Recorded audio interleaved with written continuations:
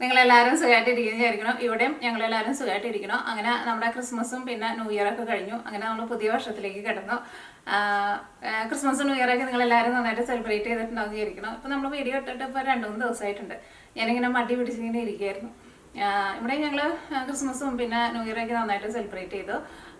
പിന്നെ എന്താ അവിടുത്തെ വിശേഷം, പോൾസേട്ടൻ നാട്ടിൽ പോയേക്കാണെന്ന് പറഞ്ഞില്ലേ. പിന്നെ നീയ ഇന്ന് രാവിലെ പോയി. ഇപ്പോൾ ഇവിടെ ഞാനും പിന്നെ നീനയും അലീനയാണ് ഉള്ളത്. അലീനയ്ക്ക് 2 ആഴ്ച കഴിഞ്ഞിട്ടാണ് ക്ലാസ് തുടങ്ങുക.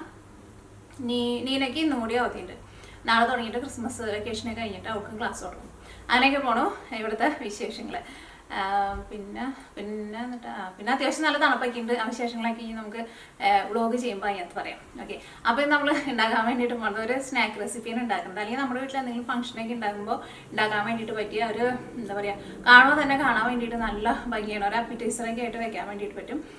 നമ്മളൊരു ബ്രെഡ് ഉണ്ടാക്കിയിട്ട് അതിൻ്റെ ഉള്ളിൽ നമ്മളൊരു ഫില്ലിങ് വെച്ചിട്ടാണ് റെഡിയാക്കുന്നത്. പക്ഷേ ഭയങ്കര സിമ്പിളായിട്ട് റെഡിയാക്കിയിട്ട് എടുക്കുക. അതിന് നല്ല ഭംഗിയുള്ളൊരു ഷേപ്പൊക്കെ കൊടുക്കും.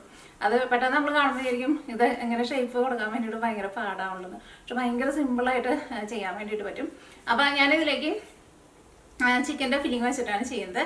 ചിക്കൻ്റെ കീമ വാങ്ങിച്ചിട്ട് അത് വെച്ചിട്ടാണ് ഞാൻ ചെയ്യുന്നത്. അതിനകത്താകുമ്പോൾ കുറച്ചും കൂടി ഫാറ്റ് ഉണ്ടാവുമല്ലോ. അല്ലെങ്കിൽ സാധാരണ ഞാൻ ചിക്കൻ്റെ ബ്രസ്റ്റ് വാങ്ങിച്ചിട്ടാണ് വേറെ എന്തെങ്കിലുമൊക്കെ ഉണ്ടാക്കുമ്പോൾ ചെയ്യാറുള്ളത്. പക്ഷേ അത് വാങ്ങിച്ചിട്ട് ഉണ്ടാക്കുമ്പോൾ അതിനകത്തോട്ടും ഫാറ്റില്ലെങ്കിൽ ഭയങ്കര ഡ്രൈ ആയിട്ടിരിക്കുമല്ലോ. അപ്പോൾ നമ്മളിങ്ങനെ ഫില്ലിങ് വെക്കുമ്പോൾ കുറച്ചിങ്ങനെ ജ്യൂസി ആയിട്ട് ഇരുന്നാലായിരിക്കും കുറച്ച് നല്ല ടേസ്റ്റ് ഉണ്ടാവും. അപ്പോൾ ഞാൻ ചിക്കൻ വെച്ചിട്ടാണ് ചെയ്യുന്നത്. അല്ലെങ്കിൽ നിങ്ങൾക്ക് ബീഫ് വെച്ചിട്ട് ചെയ്യാം, ടർക്കി വെച്ചിട്ട് ചെയ്യാം, എന്ത് വേണമെങ്കിലും വെച്ചിട്ട് നിങ്ങൾക്ക് ഇതിൻ്റെ ഫില്ലിങ് നിങ്ങൾക്ക് റെഡി ആക്കിയിട്ട് എടുക്കുക. പിന്നെ ഇതിലേക്ക് ഞാൻ കുറച്ച് ചീസും ചേർക്കുന്നുണ്ട്. ചീസൊക്കെ ചേർക്കുമ്പോൾ അത്യാവശ്യം നന്നായിട്ട് ചേർത്തിട്ട് ഉണ്ടാക്കുക. കാരണം ആ ഫില്ലിങ് കൂടി നല്ല ടേസ്റ്റിയും നല്ല ജ്യൂസിയൊക്കെ ആയിട്ട് വന്നാലായിരിക്കും അത് കഴിക്കുമ്പോൾ നല്ല ടേസ്റ്റ് ഉണ്ടാവുക. അപ്പോൾ ഈ കൂടുതലൊന്നും പറയല്ല. നമുക്ക് ഫസ്റ്റ് നമ്മുടെ ബ്രെഡിലേക്കുള്ള മാവ് നമുക്ക് മിക്സ് ചെയ്തിട്ട് റെസ്റ്റ് ചെയ്യാൻ വേണ്ടിയിട്ട് വെക്കാം. അത് കഴിഞ്ഞിട്ട് നമുക്ക് ഇതിലേക്കുള്ള ഫില്ലിങ് നമുക്ക് റെഡിയാക്കാം.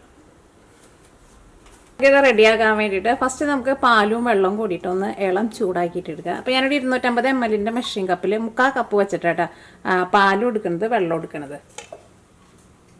അപ്പോൾ 3/4 കപ്പ് വെള്ളം,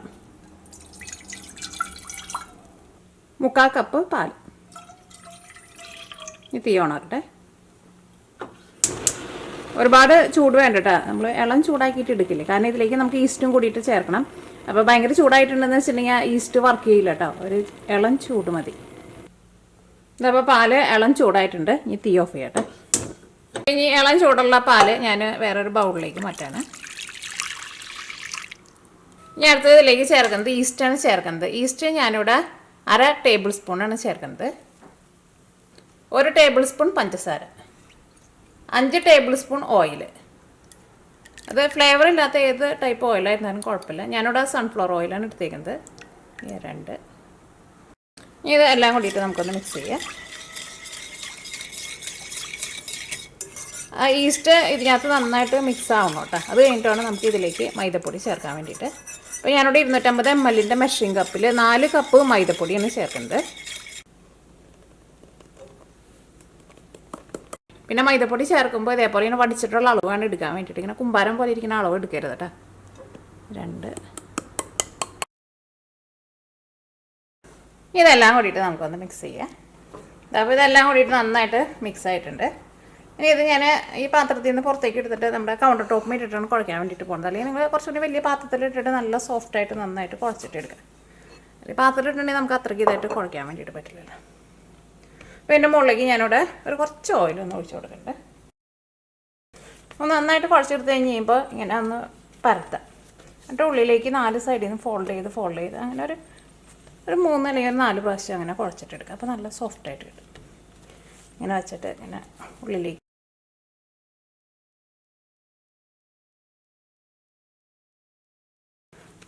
ഞാൻ നോക്കിക്കേ, മാവ് നല്ല സോഫ്റ്റായിട്ട് നമ്മൾ കുഴച്ചെടുത്തിട്ടുണ്ട്.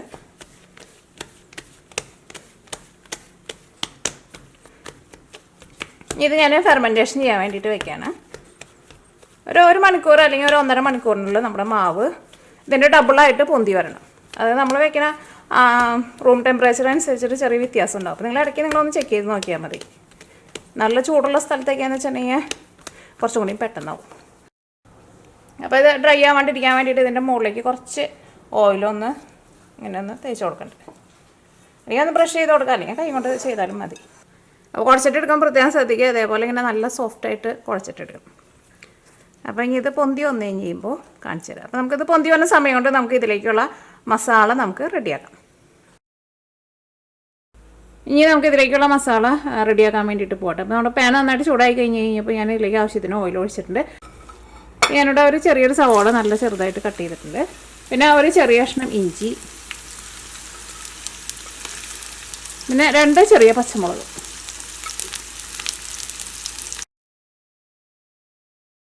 അപ്പോൾ സവാളയൊക്കെ നല്ല സോഫ്റ്റായി വന്നിട്ടുണ്ട്. ഇനി ഞാനിതിലേക്ക് ഒരു 3/4 ടേബിൾ സ്പൂൺ ജിഞ്ചർ ഗാർലിക് പേസ്റ്റാണ് ചേർക്കുന്നത്. അപ്പോൾ ഇനി ഇതെല്ലാവരും നന്നായിട്ടൊന്ന് മൊരിഞ്ഞ് വരട്ടെ. അപ്പോൾ നമ്മുടെ സവാളയ്ക്ക് നന്നായിട്ട് മൊരിഞ്ഞിട്ടുണ്ട്. ഇനി നമ്മൾ ഇതിലേക്ക് മസാലപ്പൊടികൾ ചേർക്കണം. ഫസ്റ്റ് നമുക്ക് മഞ്ഞൾപ്പൊടി ചേർക്കാം. മഞ്ഞൾപ്പൊടി ഞാനിതിലേക്ക് ഒരു 1/4 ടീസ്പൂണാണ് ചേർക്കുന്നത്. മഞ്ഞൾപ്പൊടി നന്നായിട്ടൊന്ന് മൊരിയട്ടെ. അടുത്തത് ഇതിലേക്ക് നമ്മൾ മല്ലിപ്പൊടിയാണ് ചേർക്കുന്നത്. മല്ലിപ്പൊടി ഞാനിവിടെ 1 ടേബിൾ സ്പൂൺ ചേർക്കുന്നുണ്ട്. ഞാനിതിലേക്ക് മുളക് പൊടി ചേർക്കണില്ല. നമ്മൾ എരിവിന് വേണ്ടിയിട്ട് പച്ചമുളകും ചേർത്തിട്ടുണ്ട്. ഇനി ഞാനിതിലേക്ക് കുരുമുളക് പൊടിയായിട്ട് എരിവിന് വേണ്ടിയിട്ട് ചേർക്കുന്നത്. അപ്പോൾ ഞാനിവിടെ 1/2 ടേബിൾ സ്പൂൺ ചതച്ചെടുത്തേക്കണ കുരുമുളകാണ് ചേർക്കുന്നത്. അല്ലെങ്കിൽ നിങ്ങൾക്ക് പൊടിയായിട്ട് വേണമെങ്കിൽ ചേർക്കാം, പക്ഷേ എനിക്ക് ചതച്ചത് ചേർക്കാൻ ഇഷ്ടം. അപ്പോൾ ഇതിനിടയ്ക്ക് നമുക്കൊന്ന് ചെറുതായിട്ടൊന്ന് കടിക്കുമ്പോൾ ഒരു ടേസ്റ്റ് കിട്ടും. അപ്പോൾ മസാലപ്പൊടികളെല്ലാം നന്നായിട്ട് മൊരിഞ്ഞിട്ടുണ്ട്. ഇനി നമ്മൾ ഇതിലേക്ക് ചിക്കൻ ചേർക്കാണ്. ഇനി ഇതിലേക്ക് നമുക്ക് ഗരം മസാലയും ചേർക്കണം. അപ്പോൾ ഇനി ചിക്കൻ ചേർക്കാം കേട്ടോ. ഇതിന് ഉപ്പ് ചേർക്കാം. ഞാനിതിലേക്ക് കുറച്ച് മല്ലിയിലയും ചേർക്കുന്നുണ്ട്. നമുക്ക് മല്ലിയില കുറച്ച് ഇപ്പോൾ ചേർക്കാം. അത് കഴിഞ്ഞിട്ട് നമുക്ക് പിന്നെ ലാസ്റ്റ് ആകുമ്പോൾ കുറച്ചും കൂടി ചേർക്കാം. ഇതിലേക്ക് സെപ്പറേറ്റ് വെള്ളമൊന്നും ചേർക്കണ്ട കേട്ടോ, കാരണം ഇതിൻ്റെ ഉള്ളിൽ നിന്ന് തന്നെ ഇത് വേവാൻ വേണ്ടിയിട്ട് ആവശ്യത്തിന് വെള്ളം വരും. ഇളക്കിയിട്ട് കൊടുക്കാം. ഇതൊന്നും ഒരുപാട് വേവില്ല കേട്ടോ, പെട്ടെന്ന് നമുക്ക് വെന്ത് കിട്ടും.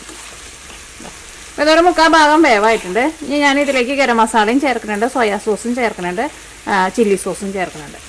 ഞാനിതിലേക്ക് ഒരു 1/2 ടീസ്പൂൺ ഗരം മസാല ചേർത്തിട്ടുണ്ട്. ഇപ്പോൾ അത്രയ്ക്ക് ചേർത്താൽ മതി. അതിൻ്റെ ലാസ്റ്റ് ഇതെല്ലാം റെഡി ആയി കഴിഞ്ഞിട്ട് ടേസ്റ്റ് നോക്കിയിട്ട് പിന്നെ ഗരം മസാല വേണമെന്ന് വെച്ചിട്ടുണ്ടെങ്കിൽ അതനുസരിച്ചിട്ട് ചേർത്ത് കൊടുത്താൽ മതി. എന്നാൽ നമ്മൾ പലരും എടുക്കണ ഗരം മസാലയുടെ ടേസ്റ്റിൽ ചെറിയ വ്യത്യാസമുണ്ട്. അപ്പോൾ അതുകൊണ്ട് കൃത്യ അളവ് പറയുന്നില്ല കേട്ടോ. ഗരം മസാല പിന്നെ അവസാനം കുറച്ച് ചേർത്താലും കുഴപ്പമൊന്നുമില്ല, കാരണം ഗരം മസാലയ്ക്ക് അങ്ങനെ ഒരു പച്ച ടേസ്റ്റ് ഒന്നും. ഞാൻ അടുത്തത് ഇതിലേക്ക് സോയാ സോസാണ് ചേർക്കുന്നത്, 1 ടേബിൾ സ്പൂൺ ചേർത്ത് കഴിക്കാൻ മിക്സ് ചെയ്തു. ഇതിലേക്ക് നമുക്ക് ചില്ലി സോസ് ചേർക്കാം. ചില്ലി സോസും ഞാനിതിലേക്ക് 1 ടേബിൾ സ്പൂണാണ് ചേർക്കുന്നത്. അപ്പോൾ എല്ലാ സോസും ഇതിനകത്ത് നന്നായിട്ട് മിക്സ് ആയിട്ടുണ്ട്. ഇനി നമുക്കൊരു മീഡിയം ഫ്ലെയിമിൽ ഒരു 3-4 മിനിറ്റ് കൂടി ഒന്ന് മുടിക്കും. മസാല വേണമെന്ന് വെച്ചിട്ടുണ്ടെങ്കിൽ അതനുസരിച്ചിട്ട് ചേർത്ത് കൊടുത്താൽ മതി. എന്നാൽ നമ്മൾ പലരും എടുക്കണ ഗരം മസാലയുടെ ടേസ്റ്റിൽ ചെറിയ വ്യത്യാസമുണ്ട്. അപ്പോൾ അതുകൊണ്ട് കൃത്യ അളവ് പറയുന്നില്ല കേട്ടോ. അപ്പോൾ എല്ലാ സോസും ഇതിനകത്ത് നന്നായിട്ട് മിക്സ് ആയിട്ടുണ്ട്. ഇനി നമുക്കൊരു മീഡിയം ഫ്ലെയിമിൽ ഒരു 3-4 മിനിറ്റ് കൂടി ഒന്ന് മുടിക്കും. ഇനി ലാസ്റ്റ് ഞാനിതിലേക്ക് കുറച്ച് മല്ലിയിലയും കൂടി ചേർക്കുന്നുണ്ട്.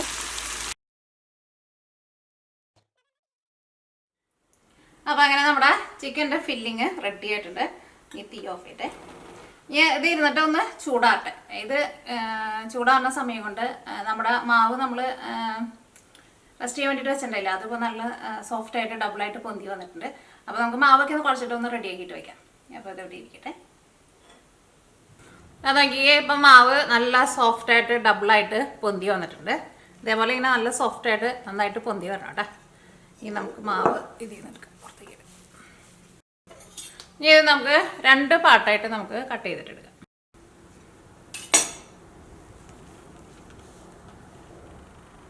ഇതിൽ നിന്ന് പറഞ്ഞാൽ നമുക്കണ്ട് മാറ്റി വയ്ക്കേ.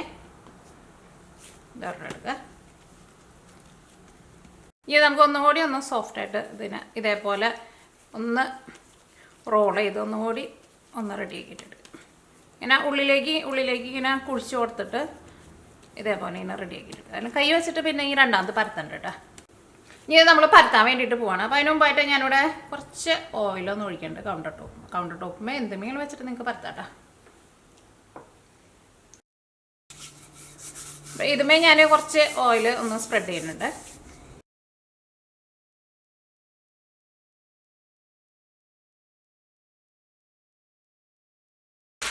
അപ്പോൾ രണ്ടും നമ്മൾ ഇതേപോലെ നമ്മളിങ്ങനെ പരത്തിയിട്ടുണ്ട്. ഭയങ്കര കനം കുറച്ചിട്ട് ചപ്പാത്തിക്ക് പരത്തണ പോലെ ഭയങ്കര കനം കുറച്ചിട്ട് പരത്തരുത് കേട്ടോ. ഒരു ഇച്ചിരി തിക്നെസ് വേണം. ഇനി ഇത് ഞാനൊരു ബട്ടർ പേപ്പറിൻ്റെ മുകളിലേക്ക് വെക്കാൻ വേണ്ടിയിട്ട് പോകട്ടെ. അതിന് മുമ്പായിട്ട് ഇതിന് നമുക്ക് നേരത്തെ നമ്മൾ ഫോൾഡ് ചെയ്ത് വെച്ചില്ലേ അതേപോലെ ഫോൾഡ് ചെയ്തിട്ട് വേണം എടുക്കാൻ വേണ്ടിയിട്ട്. അല്ലെങ്കിൽ നമുക്കിത് ഒറ്റ പീസായിട്ട് നമുക്കിത് അങ്ങനെ എടുക്കാൻ വേണ്ടിയിട്ട്.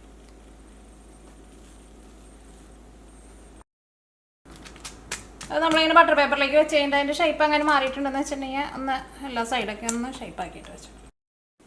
ഇനി ഇതിൻ്റെ മുകളിലേക്ക് നമ്മൾ ഫില്ലിങ് റെഡി ആക്കിയിട്ട് വെച്ചിട്ടില്ലേ, ഫില്ലിങ് വയ്ക്കാൻ വേണ്ടിയിട്ട് പോട്ടെ. ഫില്ലിങ് വയ്ക്കുമ്പോൾ ഈ 4 സൈഡിലേക്ക് അങ്ങോട്ട് അറ്റത്തേക്ക് അങ്ങോട്ട് വെക്കണ്ട കേട്ടോ. ഇനി ഇതിൻ്റെ മുകളിലേക്ക് ഞാനിവിടെ കുറച്ച് ചീസ് ഇട്ട് കൊടുക്കുന്നുണ്ട്. അപ്പോൾ നമ്മുടെ ഫില്ലിംഗ് ഒക്കെ വെച്ചിട്ട് റെഡി ആയിട്ടുണ്ട്. ഇനി നമ്മൾ അടുത്ത പീസ് റെഡി ആക്കിയിട്ട് വെച്ചിട്ടില്ലേ, അത് നമുക്ക് ഇതിൻ്റെ മുകളിലേക്ക് വെച്ചിട്ട് ഇത് കവർ ചെയ്യാം. അതിൻ്റെ 4 സൈഡും നമ്മൾ സീൽ ചെയ്തിട്ടുണ്ട്. വേണ്ടിയിട്ട് എന്താ എൻ്റെ അടുത്ത് ഇതേപോലത്തെ ഒരു റാക്ക് ഉണ്ട്. അപ്പോൾ നിങ്ങളുടെ കയ്യിൽ എല്ലാവരുടെയും വീടുകളിലും ഉണ്ടാവുമായിരിക്കും. ചിലപ്പോൾ ഇതേപോലത്തെ ഇങ്ങനെ ഇതുണ്ടല്ലോ, ഈ കള്ളി ഉണ്ടല്ലോ, ചിലപ്പോൾ ഒരു സൈഡിലേക്കുള്ളത് മാത്രം ചിലപ്പോൾ നിങ്ങളുടെ അടുത്ത് ഉണ്ടാവുക. അപ്പോൾ അങ്ങനെയാണെന്ന് വെച്ചിട്ടുണ്ടെങ്കിൽ ഇങ്ങനെയും വെച്ചിട്ട് ചെയ്യണം, ഇങ്ങനെയും വെച്ചിട്ട് ചെയ്യണം. അപ്പോഴായിരിക്കും ആ ശരിക്കുള്ള ഡിസൈൻ കിട്ടുക. ഇതിപ്പോൾ ഓൾറെഡി ഇങ്ങനെ ഓരോ റാക്ക് ഇങ്ങനെ സെപ്പറേറ്റ് ആയിട്ട് വന്നിട്ടുണ്ട്. അപ്പോൾ അതുകൊണ്ട് തന്നെ ഇത് ഒരു സൈഡ് വെച്ചാൽ മതി. ഇതേപോലെ ഒറ്റ ഇങ്ങനെ കള്ളിയായിട്ടില്ല, ഇങ്ങനെ ജസ്റ്റ് ഇങ്ങനെ ഒരു ലൈൻ മാത്രമേ ഉള്ളൂ എന്ന് വെച്ചിട്ടുണ്ടെങ്കിൽ ഇങ്ങനെയും വെക്കണം, ഇങ്ങനെയും വെക്കണം കേട്ടോ.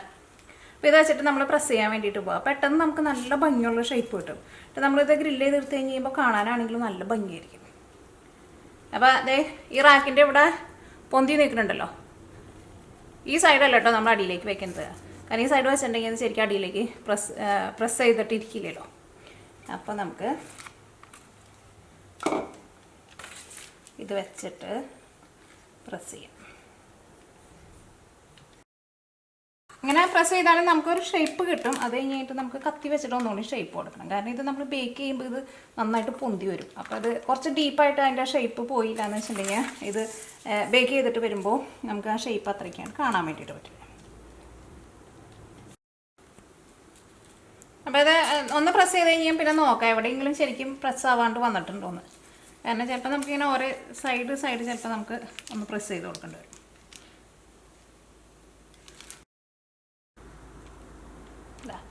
അപ്പോൾ ഈ നമ്മൾ റാക്ക് മാറ്റാൻ വേണ്ടിയിട്ട് പോവാണ്. അപ്പോൾ അത് നല്ല ഭംഗിയുള്ളൊരു ഷേപ്പ് കിട്ടിയിട്ടുണ്ട്. അത്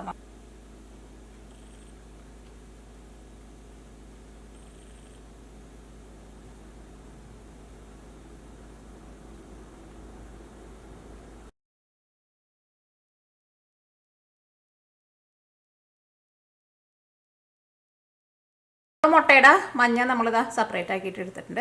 ഇനി ഞാനിതിലേക്ക് ഒരു ഇച്ചിരി ഒലിവ് ഓയിലും കൂടിയിട്ട് ചേർക്കുന്നുണ്ട്. ഒലിവ് ഓയിലിന് പകരം ബട്ടർ വേണമെന്ന് വെച്ചിട്ടുണ്ടെങ്കിൽ ബട്ടറും ചേർക്കും. ഒരുപാട് ചേർക്കണ്ട, ഒരു 1/2 ടേബിൾ സ്പൂൺ.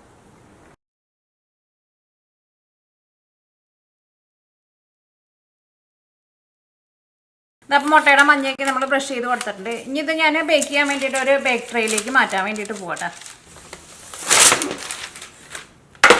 അപ്പോൾ ബേക്ക് ചെയ്യാൻ വേണ്ടിയിട്ട് എടുക്കുമ്പോൾ ഇതേപോലെ നീളമുള്ള ട്രേ വേണം കേട്ടോ. കാരണം ഇതിന് അത്യാവശ്യം നല്ല നീളം ഉണ്ടല്ലോ. നമ്മുടെ കേക്ക് ടിന്നിൽ വെച്ചിട്ട് നമുക്ക് ബേക്ക് ചെയ്യാൻ വേണ്ടിയിട്ട് പറ്റില്ല കേട്ടോ.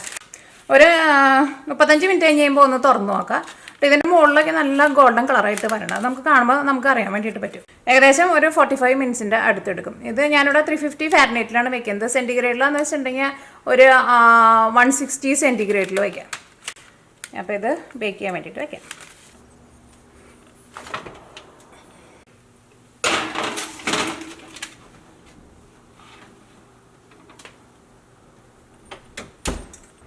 അപ്പോൾ നമ്മൾ ബേക്ക് ചെയ്യാൻ വേണ്ടിയിട്ട് വെച്ചിട്ട് ഒരു 40 മിനിറ്റ്സ് ആയിട്ടുണ്ട് കേട്ടോ. എൻ്റെ ഇടയ്ക്ക് ഞാൻ 2 പ്രാവശ്യം തുറന്ന് നോക്കിയിട്ടുണ്ടായിരുന്നു. ഇപ്പോൾ നല്ലൊരു ഗോൾഡൻ കളറായിട്ട് വന്നിട്ടുണ്ട്. നല്ല ഗോൾഡൻ കളറായിട്ട് വരുമ്പോൾ അത് റെഡി ആയിട്ടുണ്ടാവും. അപ്പോൾ അതിന് ചിലപ്പോൾ സമയത്തിൽ ചെറിയ വ്യത്യാസം ഉണ്ടാവും കേട്ടോ. മുകളിലൊക്കെ നല്ല ഗോൾഡൻ കളറായിട്ട് നല്ല ഭംഗിയിൽ നന്നായിട്ട് മുരിഞ്ഞ് വന്നിട്ടുണ്ട്.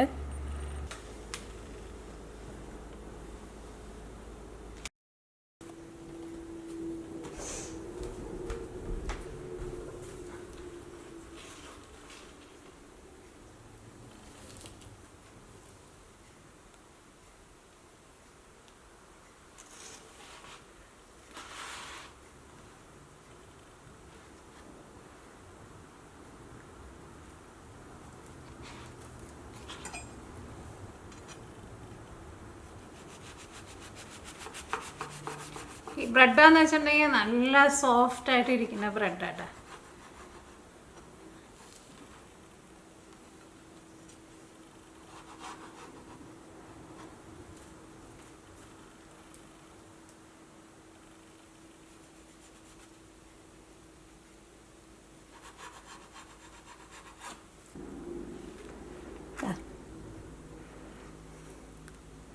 ഇരിക്കണ നോക്കിക്കേ. ബ്രെഡാന്ന് വെച്ചിട്ടുണ്ടെങ്കിൽ നല്ല സോഫ്റ്റായിട്ട് നല്ല പഞ്ഞി പോലെ ഇരിക്കുന്ന ബ്രെഡാണ്.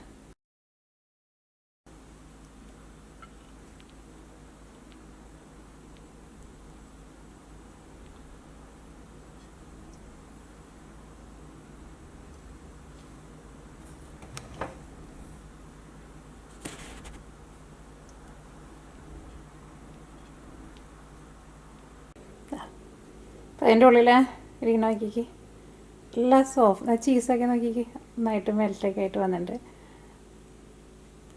ഈ ബ്രെഡിൻ്റെ ടെക്സ്ചറാണെങ്കിൽ നല്ല എന്താ പറയുക നല്ല സോഫ്റ്റായിട്ടിരിക്കുന്നത്, നല്ല ടെക്സ്ചറാണ്.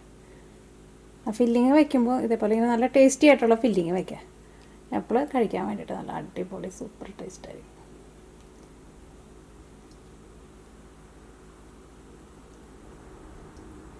എന്ത് സോഫ്റ്റായിട്ടിരിക്കും നോക്കിക്ക് ബ്രെഡ്.